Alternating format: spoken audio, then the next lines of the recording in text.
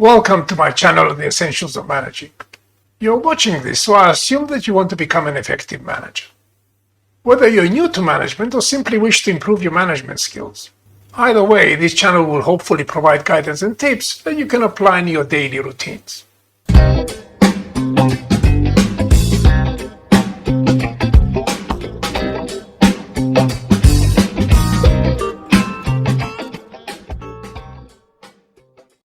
Hi, I'm Nikos Rosidis, CEO, management consultant, and author.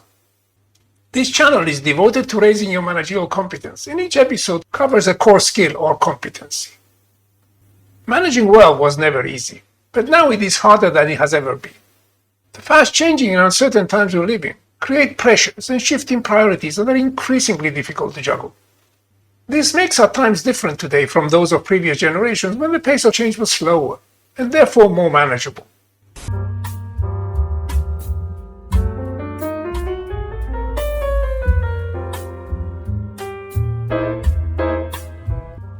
Good morning, Marge. Good morning, Mr. Williams. Good morning, Jean. Good morning, Mr. Williams. I want to talk to Mr. Dubois of Philadelphia. Will you call him for me at 11 o'clock? Why, yes, of course. That's Peter Dubois, isn't it? That's right.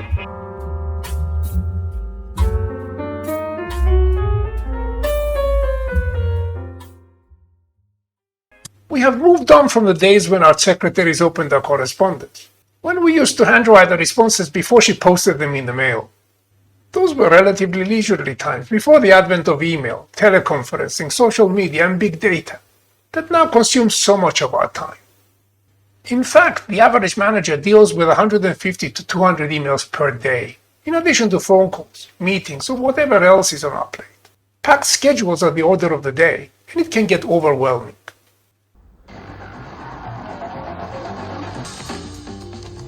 She's on her way.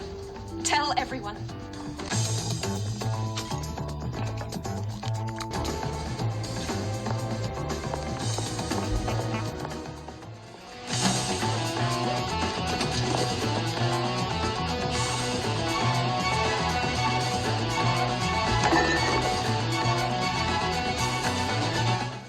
Unfortunately, management learning has not kept pace with the shifting dynamics and increased demands of managing, and this has serious consequences. Evidence from employee surveys across the world suggests that poor management is the main cause of employee disengagement, which in turn negatively affects organizational performance and can lead to downright toxic workplaces. I deal with this extensively in my recent book, Engaging the Workforce, the Grand Management Challenge of the 21st Century.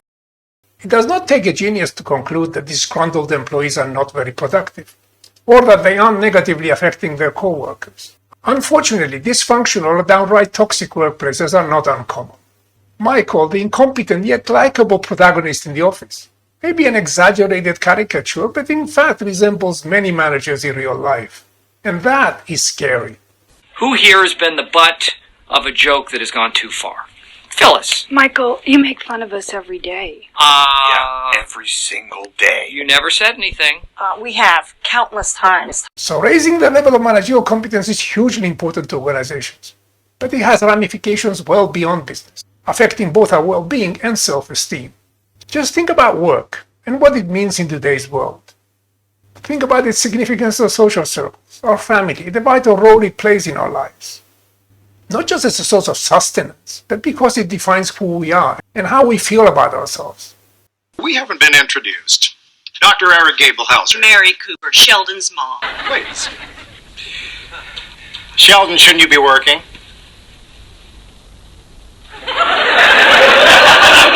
Okay. The first question we typically ask when we meet somebody is, what do you do?